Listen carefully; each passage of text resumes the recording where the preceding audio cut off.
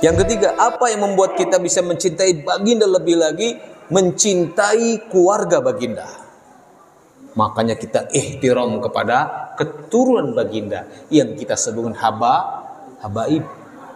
Gak boleh kita menghina keluarga baginda, keturunannya, apalagi dia habib. Dapatkan barokahnya dengan cara cium tangannya. Mencintai baginda yang sering disebut dengan ahlul bait, keturunan baginda. Baginda punya anak Fatimah, punya anak Hasan Hussein, punya terus ke bawah sampai dengan Habib yang kita kenal sebagai keturunan baginda. Kita menyebutnya zurriyatur rasul, keturunan baginda. Maka tidak boleh menghina, tidak boleh menyepelekan beliau, apalagi dia seorang ulama habaibnya. Allahu Akbar. Ingat doa Nabi Ibrahim alaihissalam ketika berdoa kepada Allah, ketika Allah hendak menguji, enggak menjadikan pemimpin manusia. Nabi Ibrahim berdoa, wa min zurriyati, apakah keturunanku juga ya Allah kau jadikan imam manusia? Kata Allah, yang tidak maksiat. Dan di dalamnya adalah baginda Rasulullah Sallallahu Alaihi Wasallam, keturunan Nabi Ibrahim. Subhanallah. Yang berikutnya, mencintai yang dicintai baginda. Mencintai yang dicintai baginda. Kalau baginda mencintai A, maka kita mencintai. Ada seorang sahabat bernama Abdullah ibnu Umar bin Khattab. Dia adalah orang yang peniru semua amal ibadah baginda adalah Umar. Anaknya Umar bernama Abdullah ibnu Umar. Abdullah.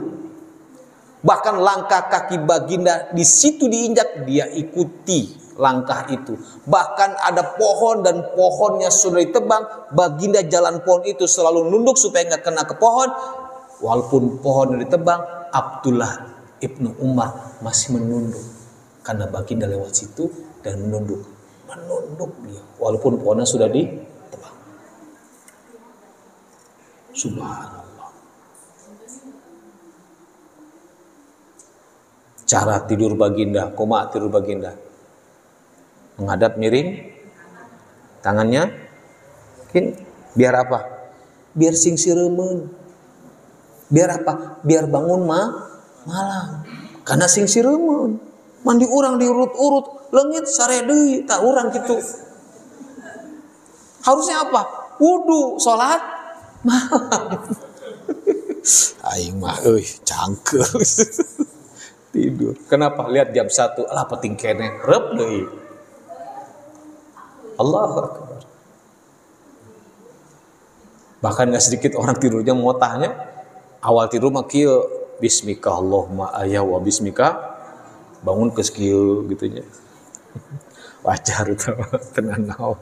Yang penting mulainya sudah benar mengikuti baginda. Hasilnya ya itu kan perkembangan, karena mimpi kalau macam gitu ya. Allahu Akbar gitu. Nah kalau bangun malam tahajudlah. Sebagai anak baginda mencintai tahajud. Ibadah sholat sunat yang gak pernah ditinggalkan baginda seumur hidupnya adalah sholat witir. Witir. Maka witir itu penting walaupun tidak wajib, sunnah, tapi dia tidak pernah tinggalkan baginda. Artinya kalau jamaah kecapean aktivitas seharian, kemudian takut gak bangun malam, sebelum tidur sholat witir. Dibolehkan oleh ulama.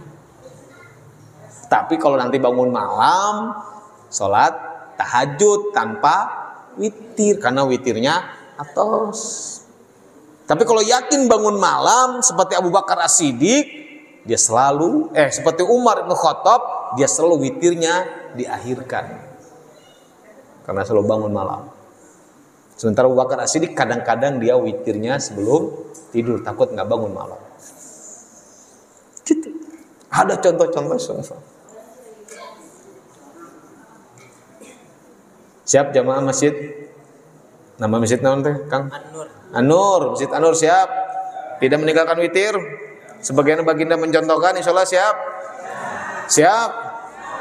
Bawa apa siap? Bu, kalau bangunin bapak bangunin, Pak bangun Pak, gitu. Kalau nggak bisa bangun kata baginda, paksakan bangun. Kalau paksakan bangun nggak bisa kata baginda, percikan matanya dengan air dingin, biar bangun. Kalau air dingin juga nggak bangun-bangun juga, ini saran dari saya, bukan dari baginda. Ganti ku cai panas. Nah suri, lain di banjur lain. Kopi, sengit nak kopi tak kahirungkeun tah gitu. Kalau disuka kopi, udah. Kalau teh, we gitu. Bangun di banjur, nggak boleh. Percikan air supaya dia bangun dan katakan qiyamul lail, salat tahajud. Jangan sieun ibu-ibu bangunin bapak teh dengar suara sapi. Pak bangun Pak. Nggak jadi teh. Justru itu bentuk cinta kita yang benar kepada suami. Bangunkan. Jadi mencintai apa yang dicintai baginda. Yang berikutnya adalah membela baginda. Diva membelanya.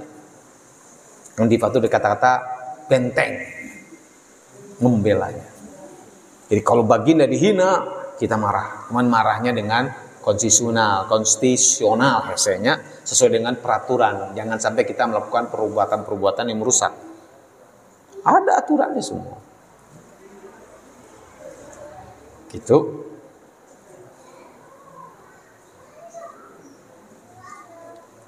Ya. Kita bela baginda dengan cara-cara yang benar. Kalau ilmiah, kita balas dengan ilmiah.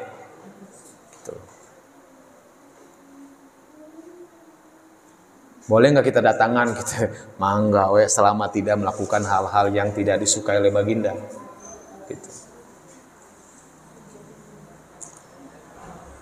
Ini penting buat kita. Membelanya. Harus ada rasa cemburu ketika baginda dihina. Harus ada rasa marah. Sebagaimana sahabat Adi bin Atim, dia ditangkap oleh orang-orang Quraisy kemudian disiksa untuk mencoba menghina baginda dan dia tidak mau. Sampai dia mengatakan jikalau baginda tertusuk duri pun aku akan menggantikannya. Begitu ya. Tertusuk duri aja baginda dia akan siap menggantikannya. Maka kata Abu Sufyan sebelum masuk Islam, inilah pengikut-pengikut Rasulullah SAW. Inilah pengikut-pengikut Muhammad dikatakan begitu. Sesuatu dia belum Islam. Kalau kita menyebutnya pengikut baginda. Subhanallah. Membelanya luar biasa. Udah berapa tuh? Iman, salawat, mencintai apa yang dicintai baginda, mencintai keluarga baginda, mencintai apa yang dicintai baginda, yang terakhir membela. Membelanya. Yang berikutnya menyebarkan risalahnya. Menyebarkan risalah berarti apa? Berdakwah. Terutama buat keluarga kita minimal karena Allah berfirman ku ampusakum wa ahlikum naro, dan baginda Rasulullah contoh potret keluarga akhir zaman karena setelah baginda wafat tidak ada lagi Rasul, tidak ada lagi Nabi. Baginda lah contoh potret keluarga akhir zaman sampai hari kiamat. Itulah rujukan kita.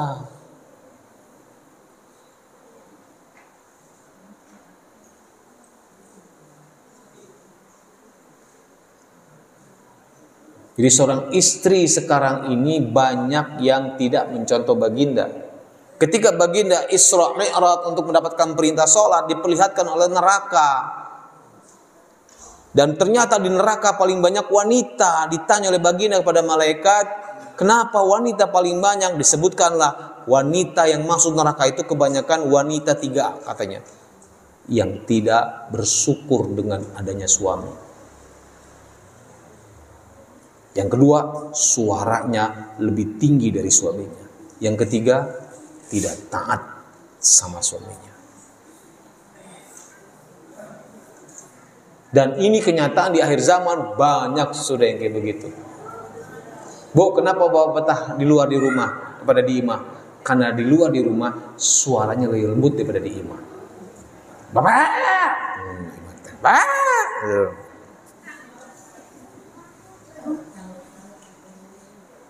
Nanti ibu pulang ke rumah yang punya suami, yang masih punya suami nih, ibu pulang ke rumah, temuin suami, peluk suami, cium suami, bilang, aku cinta padamu. Ya sih mending sih, gitu. Di tempat lain saya bilang, ibu-ibu pulang ke rumah, temuin suami, cium suami, bilang, aku cinta padamu. Semuanya, itu menunjukkan gimana rumahnya, begitulah. Surganya seorang istri, ridho suaminya. Dan istri yang soleha kata baginda 3 yang menyenangkan suaminya. Lihat itu. Yang menjaga kehormatan dirinya ke suami tidak ada. Kan itu menyenangkan suaminya.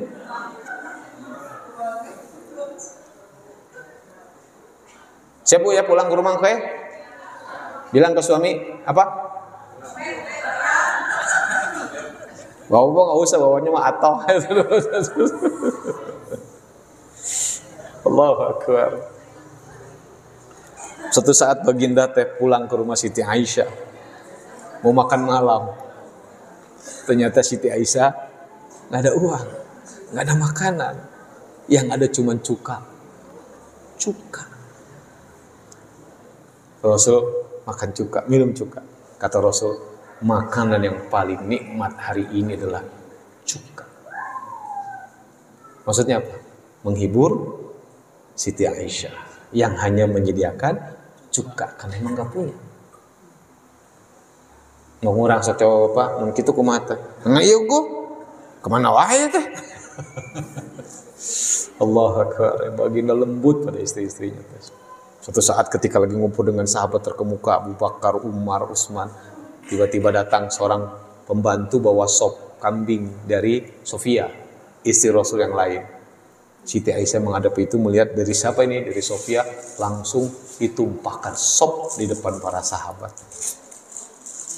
Pluk. Kenapa? Ini kan gilirannya Siti Aisyah. Pluk. Baginda marah gak? Cik bawa apa mau naik istri si kaki itu tamu, tiba-tiba dibanting makanan kumapa. Wah langsung nenganu anyar gitu bapak-bapak. Apa kata baginda kepada sahabat?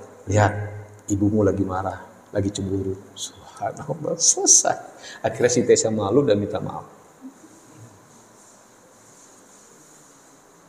Subhanallah. Berdakwah, makanya bagaimana kita akan bisa berdakwah yang didakwakan Rasul kalau kita nggak tahu kehidupan baginda. Pelajari. Nah, disitulah kita akan disebut orang-orang yang luar biasa mencintai baginda.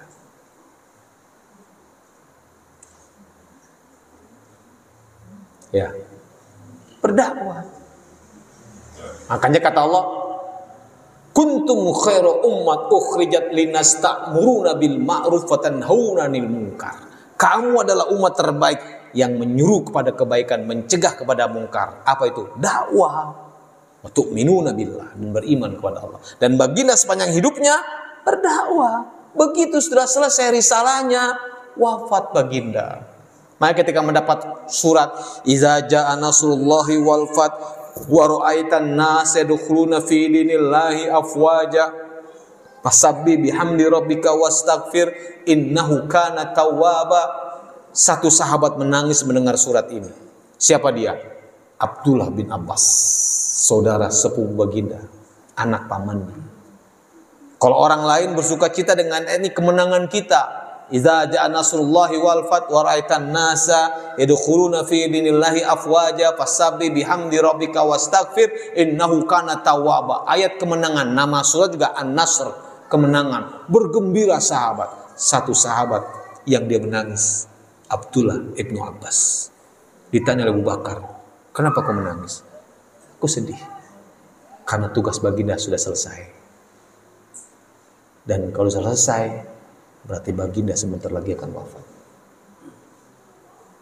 Maka muncul ayat terakhir, al-yauma akmaltu lakum dinakum wa atmamtu alaikum ni'mati wa raditu lakum Islam madina. haji wada. Dan setelah itu baginda sakit dan meninggal dunia. Makanya Abdullah ibnu Abbas menafsirkan ayatnya sangat luar biasa. Masih muda, tapi dia ilmunya dalam. Ibnu Abbas, yang disebut dengan Abdullah bin Abbas.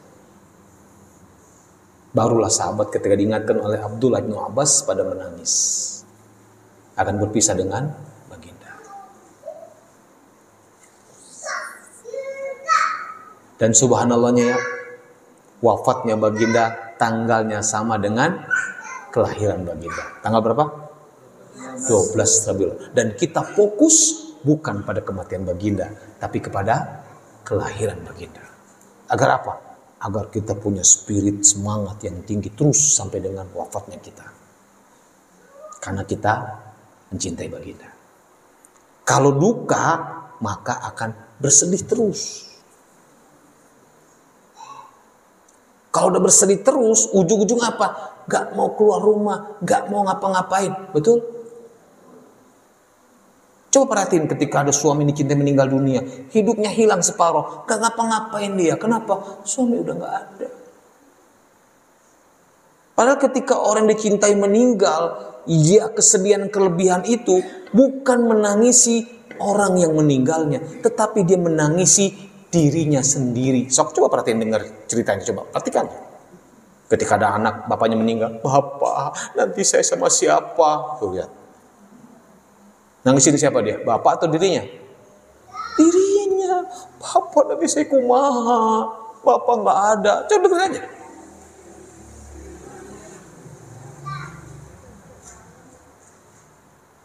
Dengerin aja. Perhatiin orang-orang yang ketika orang tercinta meninggal dunia, begitu. Makanya sampaikan para sahabat ketika baginda meninggal, padahal kaget semua kecuali Abu Bakar yang mengatakan surat Al-Imran tentang meninggalnya baginda. Disebutkan oleh Allah, baginda lah Rasul, dan jika dia mati, wa idza mata, disitulah Umar terkaget dan baru menyadari dan akhirnya sadar semua.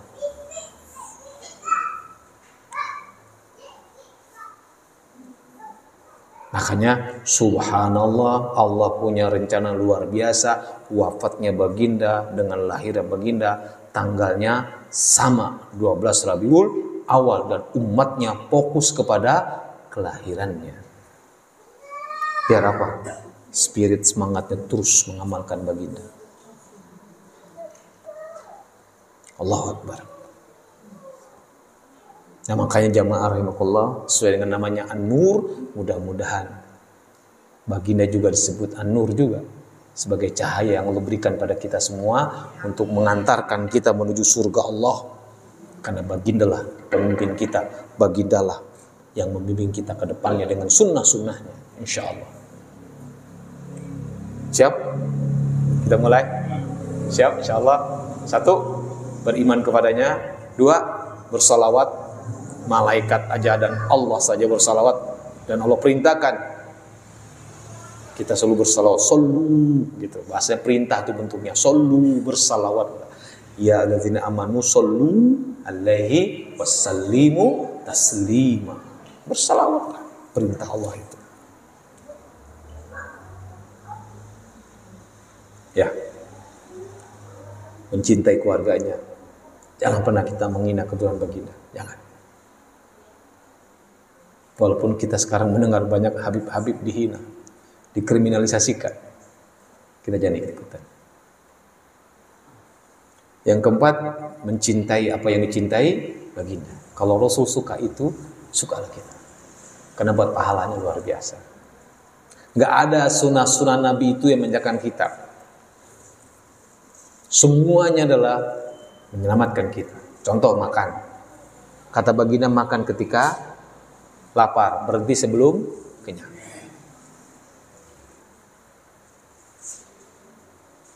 Gitu. Jadi makan ketika lapar, berhenti sebelum kenyang. Kalau kita lapar nggak lapar, dahar, berhenti setelah terap, baru berhenti gitu. Makanya Sekarang ini umat Islam yang laki-laki garendut KB. Sebenarnya baginda nggak suka dengan umat yang perutnya gendut, nggak suka baginda. Udah nggak usah dikempes-kempesin, dia sama biasa. Cara ngukurnya gampang gini. Jamaah diri, kaki rapat, tegak kepala, mata ke bawah. Kalau kelihatan ujung kaki, aman. Kalau terhalang ku beteng, wassalam. Gitu. Makanya ketika Abu Hurairah jadi gubernur Irak, Basrah, datang ke Umar, dipukul perutnya oleh Umar. Gendut kamu, suruh kecilin. Kenapa? Biar ibadahnya bisa lebih lama. Coba perhatikan yang orangnya gendut ke tahiyat akhir, nyiksa yang sebelahnya, kegencet gitu teh. Beres teh. Maka kan saya udah dulu sempat gendut sampai 90. Kalau atahiyat akhir saya udah miring ganggu yang lain, akhirnya posisi atahiyat saya ya nggak miring-miring, sakit pinggang jadinya gitu. Kenapa? Supaya dia nggak terganggu, jadi kusunya keganggu gitu. Alhamdulillah sekarang normal lagi gitu tehnya. Resepnya gampang Pak, supaya pengen langsing. Tong makan pagi, tong makan siang, tong makan malam. 14 hari weh, cekap. Hari ke-15 pae. Gitu weh. Gering, sakit saya. Punya penyakit jadi gitu. Jangan contoh sakitnya. Baginda itu subhanallah ya. Jalan kaki itu 4 mil setiap hari karena memang nggak ada motor, nggak ada mobil. Subhanallah. Ya, minum air putih, madu, subhanallah. Susu terutama teh, subhanallah. Makannya pun juga kambingnya daging, bukan lemaknya gitu, subhanallah. Jadi sehat ya. Dan latihan perangnya itu luar biasa. Baginda hidup selama di Madinah itu 10 tahun. 13 tahun di Mekah, 10 tahun di Madinah. 10 tahun itu baginda melakukan perangan, saya baca dalam kitab Perang Rasul itu 80 kali selama 10 tahun. Berarti setahun seberapa kali perang teh? Hah? Setahun berapa kali? 80 kali 10 tahun dibagi 10 berarti setahun berapa kali perang? 8 kali perang. Ada yang perang beneran, ada yang nggak jadi perang, tapi dihitungnya perang gitu, berangkatnya. Berarti kalau perang itu latihan nggak? Makanya kebayang badan baginda, walaupun sudah 50-an, kata Ummu Saudah itu disebutkan, baginda itu berbadannya seperti ada lipatan kertas. Sispek. Mun urang one pack. Lain sispek gitu.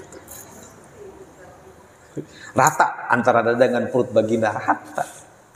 Rasul mulai berperang usia berapa? 53. Jadi Nabi 40 tahun, 13 tahun di Mekah, kemudian hijrah ke Madinah, 2 tahun kemudian perang Badar, 55. Di kita 55 menjelang pensiun. Luar biasa fisik Rasul. Subhanallah. Dijaga. Gitu. Nah, 1, 2, 3, 4, 5, 6 inilah bagaimana kita ingin mencintai baginda dengan lebih. Sehingga oleh baginda kita pun akan dibela habis-habisan, akan mendapatkan syafaat baginda. Dalam hadis diriwayatkan tentang masalah padang mahsyar. Ketika sudah mengumpul di padang mahsyar, ada satu kelompok orang yang tidak punya barisan. Karena masing-masing berbaris pada nabinya masing-masing. Kalau kita insya Allah amin ya rabbal alamin di belakang baginda. Ada sekelompok orang yang mereka bingung cari barisan. Oleh baginda dipanggil karena tahu itu adalah umat terakhir. Umat terakhir adalah ya baginda. Maka dipanggil. Kemarilah. Aku tidak pernah melupakanmu. Kemarilah. Lalu malaikat Jibril berkata pada baginda, wahai baginda, dia bukan umatmu. Karena dia hidupnya tidak mencontohmu. Apa kata baginda? Menjauhlah. Ketika akan diberikan minuman di telaga Kausar. Karena akan dikasih minum oleh baginda di padang mahsyar itu dengan telaga Kausar. Allahu Akbar. Mudah-mudahan kita termasuk orang-orang yang dibela baginda insyaallah. Caranya beriman kepadanya, salawat yang banyak, kemudian mencintai keluarganya, mencintai baginda, menjauhi apa yang dilarang baginda, taat terhadap yang diperintahkan baginda, kemudian membelanya, kemudian berdakwah, mendakwakan risalah yang disampaikan baginda pada kita semua. Insya Allah itulah ciri-ciri orang yang mencintai baginda dengan benar. Dan semoga Allah mudahkan kita semua, insya Allah. Siap ya? Jangan bilang nggak bisa. Encan kayak Acang juga bilang nggak bisa, gitu. Ya, insya Allah. Mulai kita lebih banyak makan sambil duduk dengan menggunakan tangan. Gitu. Oke. Ya, kalau nggak ada kursi, ya duduk di bawah aja nggak apa-apa. Baginda lebih banyak ngampar daripada di kursi. Gitu.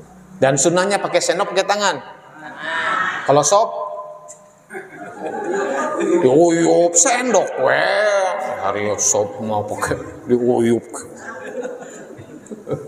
Makannya sunnahnya berapa jari? 3 jari baginda tuh makan kurma, lain makan sangu. Tuh 3 jari. Kalau makan sangu 5 jari, cuman jurus bango. Tuh jurus bango, jangan jurus maung. Apalagi jurus wudu, kebayang itu teh. Nah itu. Tapi ada yang mengatakan ya tetap 3 jari, mangga. Pakai nasi 3 jari, akhirnya dia begeng. Kenapa? Terbanyak-banyak. Orang ke 5 huap, dia sesop dia acan gitu teh. Gehu gede huap. Gitunya. Gitu. Nah, subhanallah. Duduknya bagaimana? Duduknya makan yang benar. Nah, di kita tersopan disebutnya, padahal itu sunnah baginda, yaitu kaki kiri diangkat menekan lambung supaya makannya tidak seueur. Ya, kalau di kita makannya apa? Besila. Gitu. Makanya kaki gitu kesana kan nggak sopan di orang mah makan gitu. Terus ternyata kaki dikebawain, lapar deui gitu. Mangga. Karena kan maksimalkan mencontoh baginda. Nggak mesti semuanya. Yang penting kita lakukan dengan ikhlas kepada Allah dan mengikuti baginda. Insya Allah. Ya, nggak ada yang udah lebih baik, nggak ada. Udah lebih hebat, nggak ada. Maksimalkan di situ. Karena Allah mengatakan fattaqullah mastata'tum. Bertakwalah kepada Allah semampumu. Ya. Ada juga tuh sahabat yang kata baginda masuk pintu itu ahli surga. Kaget sahabat. Ternyata nggak dikenal. Lewat lagi besoknya ahli surga. Tadi 3 hari berturut tak kene. Akhirnya Abdullah ibnu Umar nginep di rumah itu. Pengen tahu kenapa baginda menyebut dia ahli surga. Pernah satu malam, di malam kedua qiyamul lail, bangun pas saat subuh. Selesai 3 hari, karena hari keempat nggak boleh, ya dia pulang. Gitu. Akhirnya dia cerita lah, kenapa sih nginep 3 hari? Saya nggak punya masalah di keluarga, tapi saya mendengar baginda engkau adalah di surga. Kira-kira amalan apa? Kata sahabat itu, Fulan, kau sudah lihat tidak ada yang aku tutupi ketika engkau tinggal bersamaku. Coba ingat-ingat apa kira-kira. Ternyata ada cerita dia. Oh mungkin ini kalau memang itu disebut sebagai amalan. Apa? Setiap malam mau tidur dia memaafkan orang yang berbuat salah kepadanya. Dia maafkan walaupun orang itu tidak minta maaf. Makanya ada ayat wa afina anin nas, yang memaafkan kesalahan orang lain Allah hadiahkan surga. Makanya nggak ada istilah dendam 7 turunan, oke? Pokoknya saya nggak ridho, lihat aja 7 turunan saya nggak maafin dia. Allahu Akbar, nggak begitu baginda. Bahkan orang yang membunuh baginda aja tiba-tiba posisi terbalik, baginda yang megang pedang, itu pun oleh baginda dimaafkan. Orang yang ingin mencerahkan Rasul, mencepi kotoran dengan kotoran sapi, kotoran ekor dengan kotoran kambing, kotoran unta, sampai Fatimah menangis membersihkan kotoran di kepala baginda, dan orang itu sakit, baginda lah yang pertama menengok dia dan membuat dia masuk Islam. Akhlak baginda luar biasa. Ya, oke. Jangan mentang-mentang bobotoh aing teh atuh kumaha aing we. Kita rujukannya adalah baginda gitu. Ya kan gitu. Bobotoh nu Persib nu hari aing nusanya. Gitu. Artinya kita jangan termakan dengan ucapan-ucapan orang. Kalau itu bukan sabda baginda, ya kita cukup tahu aja lah. Tapi kalau ucapan baginda dan itu perintah, Bismillahi tawakkaltu 'alallahi la haula wala quwata illa billah. Gaskeun gitu. Bismillah. Sehingga akhirnya mudah-mudahan jamaah Nur akan diaku oleh baginda sebagai umatnya, akan dibela baginda habis-habisan di padang mahsyar nanti insyaallah. Dan kita akan berkumpul kembali dengan baginda ya Allah ya Rabb di surga insyaallah. Wallahu a'lam bishawab. Qul qouli hadza astaghfirullah li wa lakum innahu ghafurur rahim. Billahi taufiq wa hidayah. Wassalamualaikum warahmatullahi wabarakatuh.